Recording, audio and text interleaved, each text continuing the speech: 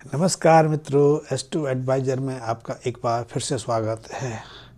हर माँ बाप चाहता है, हर व्यक्ति चाहता है कि उसकी संतान उससे बढ़ के हो। जिस स्थिति में वो है उस स्थिति से उसका जो पद प्रतिष्ठा है उससे बढ़े। यदि कोई व्यक्ति टीचर है तो वो चाहता है कि उसकी संतान प्रोफेसर हो, और टीचर प्रोफेसर तो ज़्यादातर यही चाहते हैं कि उसके बच्चे आईएएस आईपीएस हों, बड़ी नौकरियां करें, विदेश में जाएं, बड़ी बड़ी कंपनियों के सीईओ बने, बड़ा व्यापार स्थापित करें। ये हर व्यक्ति की इच्छा रहती है। व्यक्ति अपनी संतान को अपने से ऊंचा उठा देखना चाहता है, लेकिन आजकल परिस्थितियां बिल्कुल विपरीत हो रही हैं। विपरीत इस मायने में कि बच्चे माँ बाप की सुनते नहीं।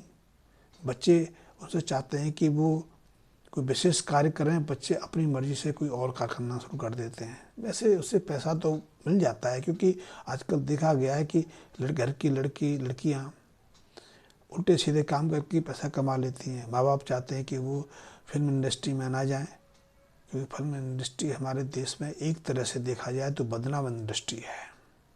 हाँ, उसमें पद प्रतिष्ठा मिल जाती है, पैसा बहुत मिल जाता है।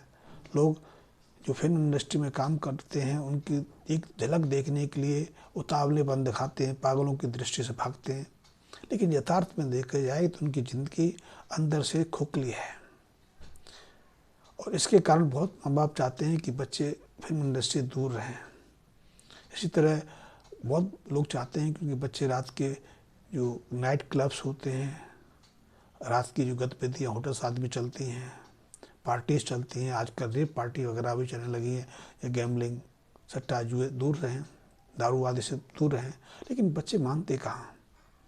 बच्चा छिप के या जानकारी लेकर ऐसी चीज़ों में रुचि दिखाने लग जाता है।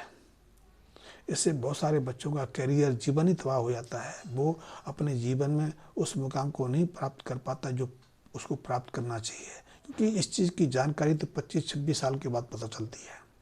बाप सोचते हैं कि बच्चे पढ़ाई लिखाई में व्यस्त हैं, इसलिए वो उनकी हर ज़रूरत पूरी करते रहते हैं। मैंने देखा है कि बहुत सारे बच्चे हॉस्टल चले जाते हैं तो वहाँ भी पढ़ने लिखने की जगह दूसरे असामाजिक कृत्यों में शामिल हो जाते हैं।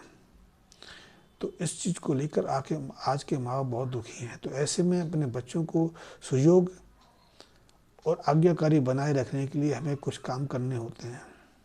लेकिन आजकल इस चीज़ के बारे में हमें ज़्यादातर कोई बताता नहीं कि हम कैसे अपने बच्चों को आज्ञाकारी शिक्षित रख सकते हैं। लेकिन पुराने ज़माने में एक परंपरा रहती थी, और यही परंपराओं का समुच्चय संग्रह लाल किताब भी है। ज्योतिष की अपनी नीतियाँ हैं, अपने सिद्धांत हैं। ज्योतिष एक अलग मार्ग से चलता है। लाल किताब है ज्योतिष, लेकिन उसका मार्ग, उसकी जो मान्यताएं थोड़ी अलग हैं। उसकी मान्यताएं आम जीवन के साथ में है। इसलिए मैं बहुत लोगों को कहता हूँ कि यदि आप लाल किताब को समझना चाहते हैं, आत्मसात करना चाहते हैं, तो आपको आज से 50-60 साल पहले, 100 साल पहले का जो पंजाबी जीवन कल्चर था, वहाँ का रीति रिवाज था, वहाँ के जो नियम थे, परंपराएं थी, उनको जानना बहुत आवश्यक है। जब तक आप उनको नहीं जानेंगे तब तक लाल किताब के संबंध में आपको कोई जानकारी आने वाली नहीं है। ये वो किताब पढ़ के, सुन के इसको समझना नहीं है। और इसीलिए लाल किताब के जो उपाय हमें बाहर से हल्के फुल्के लगते हैं, साधारण बच्चों के खेल जैसे लगते हैं, इसलिए हम उनके वास्तविक तर्क को नहीं, महत्व को नहीं समझ पाते। लेकिन यदि आप पंजाबी कल्चर को समझते हैं, रीति रिवाज को आप गहरे से समझते हैं, तो आपको पता चल जाएगा उनको पाएंगे कि क्या महत्वता है और उनकी महत्वता नहीं क्या प्रभाव है। क्योंकि आज भी पंजाब, हिमाचल प्रदेश के बहुत सारे क्षेत्र ऐसे हैं, यहाँ आज भी प्राचीन लोक मान्यताएं प्रचलित हैं। वैसे एक जनमानस में एक प्रचलन रहा है कि जब बच्चा हमारे घर जन्म लेता है तो एक परंपरा रही है कि हम बच्चे को नए कपड़े नहीं पहनाते हैं।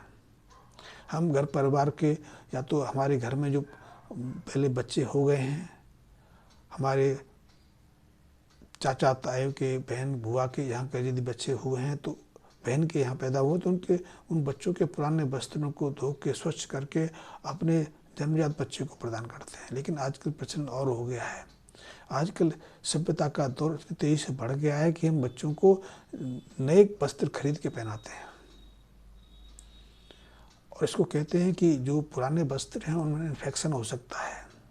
शायद विज्ञान ये कहता हो, लेकिन विज्ञान को ये भी समझना चाहिए, क्योंकि ये भी विज्ञान के वैज्ञानिकों का कहना है और प्रमाणित हो चुका है कि हम किसी चीज़ को अपने साथ रखते हैं, जैसे कि वस्त्र को हम पहनते हैं तो उसमें हमारी गंध ही संचित नहीं होती, हमारी गंध ही उसके साथ नहीं जुड़ती, हमारी जो ऊर्जा तरंगे हैं, हमारा प्रभाव मंडल उसका प्रभाव ही पड़ जाता है। इसलिए हमारे वस्त्र को कुत्ता काफ़ी वर्षों के बाद ही पहचान लेता है।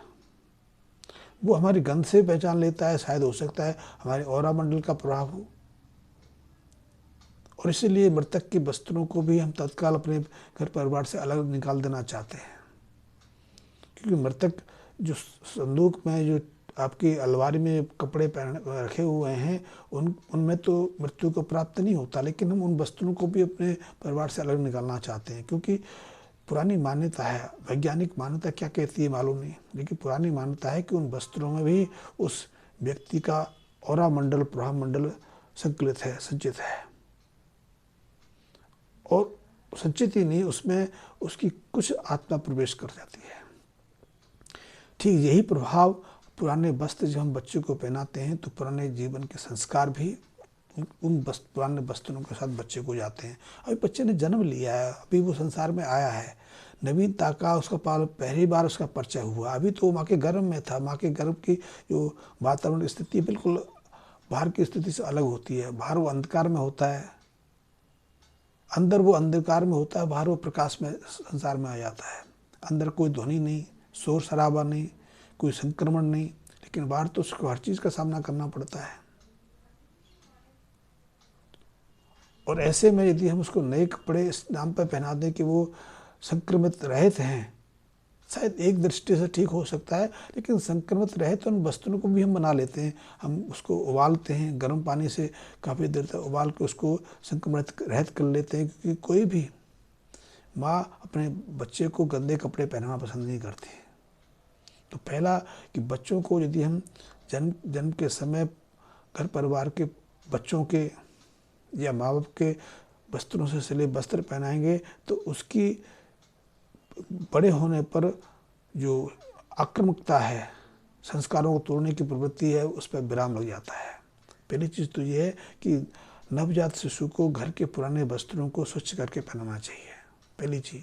दूसरी चीज़, बच्चों को माँ का स्तनपान अवश्य कराना चाहिए। स्तनपान के कई नियम हैं।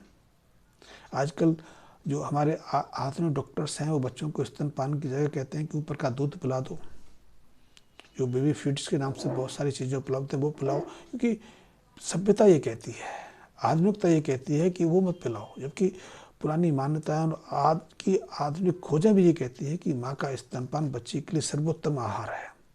उससे उसको न केवल निरोगता मिलती है, बल्कि पोषक की हर चीज़ तो उपलब्ध होती ही होती है, उसकी मन बुद्धि विचार में भी उसका प्रभाव पड़ता है।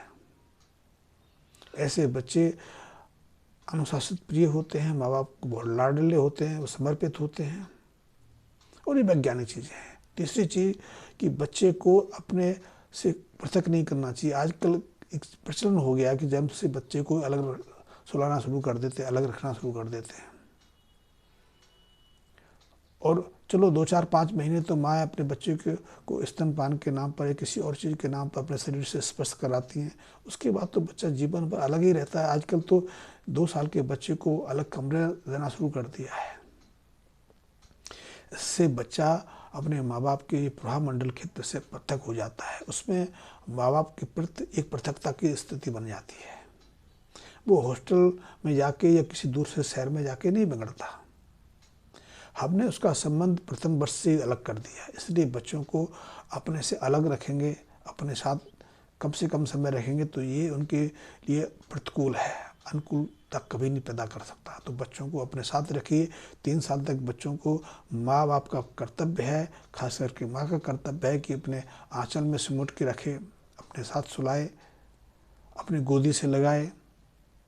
क्योंकि गोदी के समय आपने देखा होगा कि माएँ ज़्यादातर बच्चों को अपने लेफ्ट हैंड में लगा के बाईं तरफ रखती हैं। बाईं तरफ रखने का कारण दाईं भी रख सकती हैं, क्योंकि स्त्री का बायां मस्तिष्क से ज़्यादा सक्रिय रहता है। और बच्चा जब गोदी में होता है तो मस्तिष्क का दाहिना भाग बाईं तरफ रहता है, इसलिए माँ के मस्तिष्क से जो ऊर्जा तरंगें निकलती हैं, जो जो वात्सल्यता के भाव निकलते हैं, जो उसके ऊपर प्रेम की जो वर्षा होती है, उसके माध्यम से बच्चे के मस्तिष्क में माँ बाप के प्रति एक सकारात्मक भाव पैदा होता है। ये छोटी छोटी चीज़ें हैं। लाल किताब इनके बारे में विस्तार पूर्वक कहती है। लाल किताब ने इनके ऊपर विस्तार पूर्वक प्रकाश डाला है। तो आप ऐसी चीज़ों को जानकर अपने बच्चे को अनुशासित ही नहीं रह सकते, उसको अग्रसर होने में, स्थिति पाने में, जीवन में सफल होने में, घर गृहस्थी के कार्यों में सक्षम होने के में प्रेरणा बना सकते हैं और आप अपने अनुसार बच्चे को आगे बढ़ने में मदद कर सकते हैं। इसलिए मैं तो फिर वही रिक्वेस्ट करूंगा कि आप लाल किताब को सूक्ष्मता समझना चाहते हैं, उसकी लाल किताब के सूत्रों को आत्मसात करना चाहते हैं, तो मेरे से जुड़े रहिए। उसके लिए आप मेरे इस वीडियो चैनल को सब्सक्राइब कर लें, बेल आइकन को प्रेस कर लें, और यदि आपके दिमाग में कोई जिज्ञासा है, कोई जानना चाहते हैं, तो संबंध में मेरे मैसेज बॉक्स में कमेंट्स देके जान सकते हैं। यदि आपको कोई समस्या है, जीवन में बहुत सारी समस्याएं, जीवन है तो समस्याओं का तो अंबार लगा ही रहता है, जीवन समस्याओं का ही समस्या है, तो उन समस्याओं से मुक्ति का भी एक माध्यम है, उसको हम एस्ट्रोलॉजी कहते हैं, ज्योतिष कहते हैं, और लाल किताब ज्योतिष का ही ग्रुप है। इसके पास सहज सुगम अल्प मूलकारी उपाय हैं, जिनकी मदद से हम जीवन की बहुत सारी समस्याओं का निराकरण कर सकते हैं। इसमें कोई खर्चा लगता नहीं, घर के अंदर ही जो चीज़ें होती हैं उनके माध्यम से उपाय संपन्न हो जाते हैं, वो परेशानियाँ, वो कष्ट हमसे दूर चली जाती हैं। तो इस संबंध में आप जान लो, लाल किताब समझने के लिए मेरे बेल आइकन को प्रेस।